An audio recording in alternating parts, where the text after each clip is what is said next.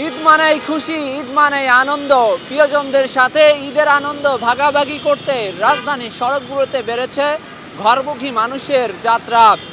আজ সকাল থেকেই এর আভাস কিন্তু পাওয়া যাচ্ছে, কারণ ঈদের সরকারি ছুটির যে নির্দেশনা সেটা কিন্তু আজকে শুরু হয়েছে। তো সকাল থেকেই কিন্তু রাজধানীর সড়ক, রেল পথ থেকে শুরু করে কিন্তু লঞ্চ ঘাট যে রয়েছে সদরঘাট, সেখানে কিন্তু ঘরমুখী মানুষের ঈদযাত্রা শুরু হয়েছে আগে থেকেই। সরকারি ছুটির শুরুর দিন তা আরও বেড়েছে। রাজধানীর বাস টার্মিনাল, লঞ্চ টার্মিনাল ও রেল স্টেশনগুলোতে আজ সম্ভাবনা কিন্তু চাপ বাড়ার রয়েছে বেশি, এবং সকাল থেকেই সেই আভাসটির কথাই কিন্তু মিলছে। ভোগান্তি কমাতে কিন্তু কেউ কেউ আগের ভাগেই ঢাকা ছেড়েছেন, এখনও ছাড়ছেন অনেকেই। গাবতলী, যাত্রাবাড়ি, মহাখালী বাস টার্মিনালে কিন্তু ব্যাপক ভিড় লক্ষ্য করা গেছে। Kamalapur rail station, Sadarghat, launch terminal মানুষ পরিবার নিয়ে কিন্তু ঢাকা ছাড়ছেন।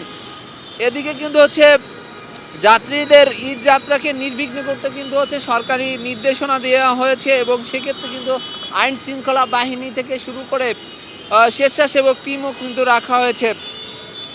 এছাড়াও কিন্তু রেল কর্তৃপক্ষ বলছে যে ট্রেনের শিডিউল ঠিক রাখতে নেওয়া হয়েছে বেশ কিছু ব্যবস্থা। একই সাথে বিনা টিকিটের যাত্রীদের ঠেকাতে করা হচ্ছে 3 স্তরের তল্লাশি। সড়ক ও নৌ কর্তৃপক্ষেও কিন্তু বাড়তি সতর্কতার কথা জানিয়েছে।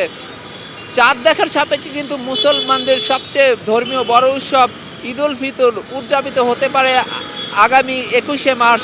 সম্ভাব্য তারিখ ধরে নিয়েই কিন্তু আগামী 19 থেকে 23 মার্চ পর্যন্ত 5 দিনের ছুটি নির্ধারণ করা হয়েছিল। এরই সাথে শবে কদর এবং নির্বাহী আদেশে আরও 1 দিনের ছুটি মিলিয়ে কিন্তু মোট 7 দিন ছুটি। ফলে টানা ছুটিতে পরিবার পরিজনের সাথে কিন্তু ঈদ উদযাপন করতেই কিন্তু ঢাকাবাসী কিন্তু প্রিয়জনদের সাথে ঈদের সুন্দর মুহূর্ত কাটাতে কিন্তু ঢাকা ছেড়েছেন।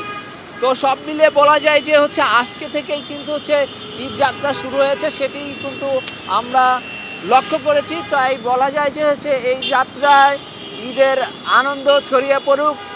ঈদ যাত্রার সর্বশেষ পরিস্থিতি নিয়ে আপনাদের সাথে সংযুক্ত ছিলাম কারণ বাজার থেকে আমি এস আলী দুর্জয়।